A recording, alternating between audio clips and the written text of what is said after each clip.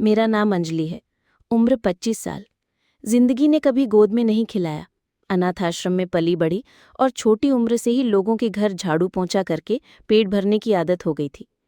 कुछ महीने पहले किस्मत ने पहली बार मुस्कुराया जब मुझे शहर के एक पॉश इलाके में एक बड़ी कोठी में काम मिल गया। मालकिन का नाम था सविता देवी।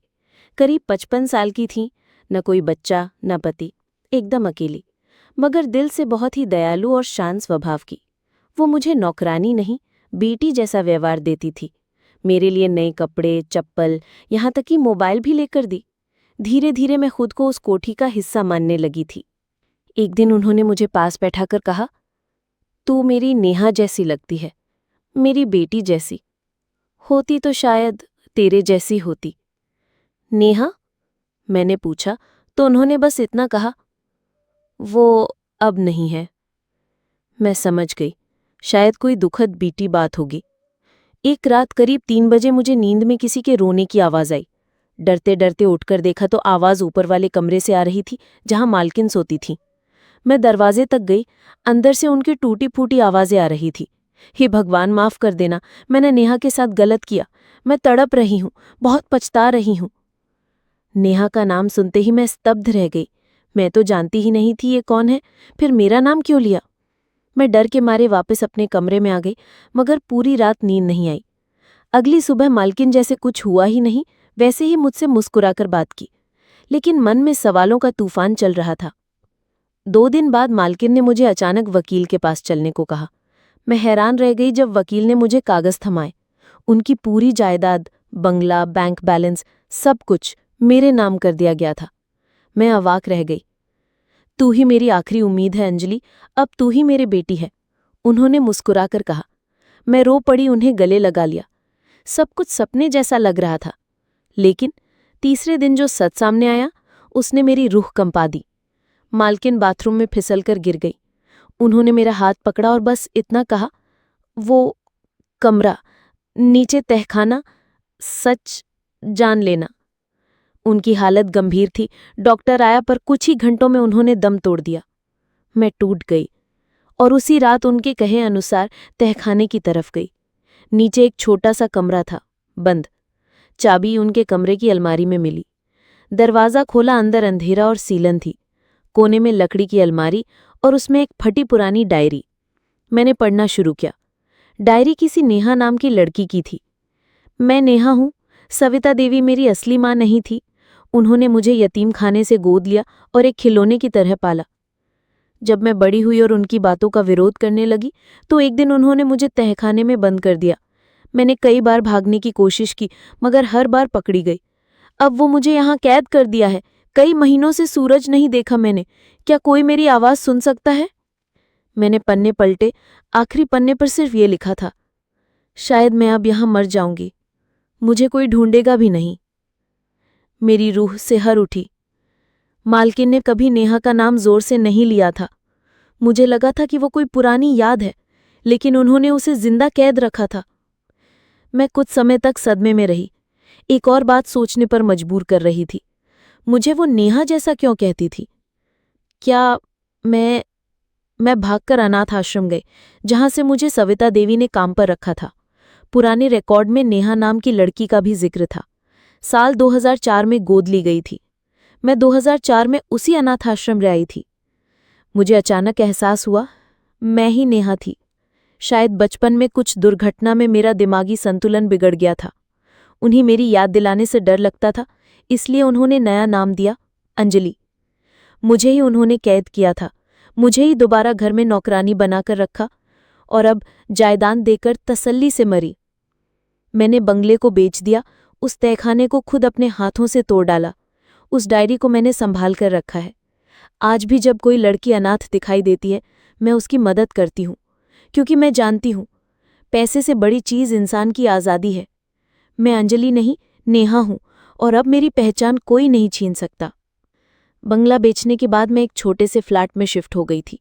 दिन भर अकेली रहती, सोचती कि क्या मैं वाकई वो हूँ जो मुझे बताया गया था? सविता देवी ने कहा था, मैं नेहा हूँ, लेकिन कभी कभी मन में सवाल उठता, कहीं फिर से कोई भ्रम तो नहीं पाल लिया मैंने। हर रात सपने में एक ही चेहरा दिखता, वो लड़की जो तहखाने में बंद थी, क्या वो मैं थी या फिर कोई और? एक दिन फ्लैट के कोने में रखे सामान की सफाई करते वक्त एक पुराना टिन बॉक्स हाथ लगा। ये वही डब्बा था जो बंगला खाली करते वक्त सामान में पड़ा मिला था। अंदर कुछ पुराने खत थे, सविता देवी की लिखावट में। एक लिफाफे पर लिखा था, नेहा या अंजलि के लिए, जब मैं ना रहूं। मैंने कांपते हाथों से वो खत खोला। अगर तू ये पढ़ रही है तो मैं इस दुनिया में नहीं हूं। तू नेहा है या नहीं, इसका जवाब खुद भी नहीं जानती थी मैं। जब तू बच्ची थी तो एक रात कहीं गुम हो गई थी। जब तू लौटी तुझे कुछ याद नहीं था। मैंने तुझे पहचान कर भी अनजान बनने दिया और फिर तुझे नया नाम दे दिया, अंजलि। मगर जो मैंने किया वो पाप था। तहखाने में बंद लड़की, वो मेरी असली बेटी नहीं थी। वो एक अनजान लड़की थी जो एक दिन गेट के पास बेसुध मिली थी। मैंने उसे नेहा समझ लिया और कैद कर लिया। अब जब सच जान चुकी हूं, जी नहीं पाती, इसलिए जायदाद तेरे नाम कर दी। माफ कर देना। ये पढ़कर मेरे पैरों तले जमीन खिसक गई। जिसे मैं नेहा समझ रही थी वो कोई और थी। और जिसे सविता देवी ने अंजलि कहा, यानी मैं कौन थी? क्या मेरी याददाश्त सच में मिट चुकी थी? मैंने ठान लिया, अब खुद को तलाशना है। सविता देवी के पुराने कागजातों में मुझे एक फॉर्म मिला जिसमें अनाथाश्रम का नाम दर्ज था, बाल गृह शांति निवास। मैं वहां पहुंची। पुराने रिकॉर्ड में मेरा नाम कहीं नहीं मिला, लेकिन वहां के एक रिटायर्ड कर्मचारी रमेश सावंत का नाम मिला, जो अब एक गांव में रहता था। मैं उसे खोजते हुए उस गांव पहुंची। रमेश बहुत बूढ़ा हो चुका था, मगर मेरी शक्ल देखकर वो चौंक गया। तू सानवी है ना? सानवी? मैं स्तब्ध रह गई। हाँ, तू 4 साल की थी जब एक कार एक्सीडेंट हुआ था। तुझे गाड़ी से निकालकर पुलिस के हवाले किया गया। तेरे माँ बाप मारे गए थे। तू सदमे में थी, कुछ बोलती नहीं थी। तेरा नाम था सानवी। कुछ हफ्तों बाद एक औरत आई, सविता देवी, और तुझे गोद ले गई। अब मुझे सविता देवी की बात याद आई। तू मेरी बेटी नहीं, लेकिन तू ही मेरी वारिस है। शायद उन्होंने सच में मुझे पहचान लिया था, लेकिन फिर भी वो नेहा को कैद करने के गुनाह से बच नहीं सकती थी। मगर अब मुझे पता चल गया था, मैं सानवी हूं, ना नेहा, ना अंजलि। डायरी की लड़की जिसे उन्होंने नेहा समझा, असल में मीरा नाम की मानसिक रोगी लड़की थी, जो बचपन में गुम हो गई थी। मैं अखबार की कटिंग से उसकी कहानी तक पहुंची।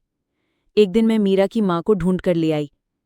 वो दरवाजे पर खड़ी हुई और वो डायरी देखकर रो पड़ी। तू मेरी बेटी नहीं, लेकिन तूने मेरी मीरा को शांति दे दी। उसने मेरे हाथ थामे। अब मेरे पास वो बंगला नहीं था, मगर मेरे पास खुद की पहचान थी। मैंने फैसला किया कि अब मैं किसी और के नाम से नहीं जीऊंगी।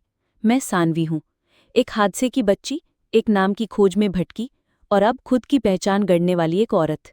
सच जानने के बाद मैंने अपने छोटे से फ्लैट में रहना शुरू कर दिया।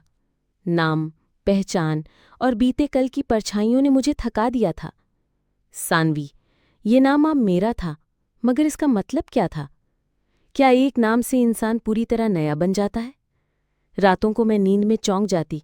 आंखों के सामने वही तहखाना आता, मीरा की सिसकियां, सविता देवी की आंखों में पछतावा और मेरी अपनी पहचान का बिखराव। क्या कोई जीवन इतना उलझा हुआ भी हो सकता है? एक शाम मैं पुरानी फाइलें देख रही थी। उनमें से एक कागज हाथ लगा। गुरु कृपा लॉजिस्टिक लिमिटेड नाम की कंपनी का एक अग्रीमेंट। कंपनी का नाम मेरे लिए अनजान था, लेकिन दस्तखत सविता देवी के थे। मैंने उस पते पर जाकर पड़ताल की। वहां एक बूढ़ा चौकीदार मिला, जिसने बताया ये कंपनी कभी कैलाश मेहरा नाम के आदमी की थी, सविता देवी के रिश्तेदार। लेकिन एक दिन सब कुछ बंद हो गया। सुना है उनकी बेटी कहीं गुम हो गई थी और उन्होंने अपना सब कुछ छोड़ दिया। बेटी का नाम? मैंने कांपते हुए पूछा। उसने गहरी सांस ली। सानवी मेहरा। दिल जैसे थम गया। मेहरा? क्या मैं उसी कैलाश मेहरा की बेटी हूं? मेरे हाथ पांव कांपने लगे। मैंने सरकारी रिकॉर्ड्स में सर्च कराया, एक्सीडेंट का रजिस्टर ढूंढा।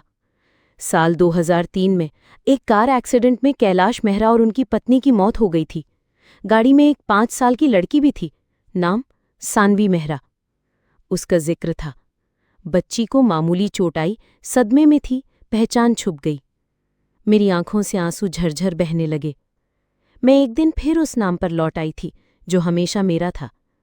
उसी रात मैं उस बंगले के पास गई जो अब किसी और के पास था।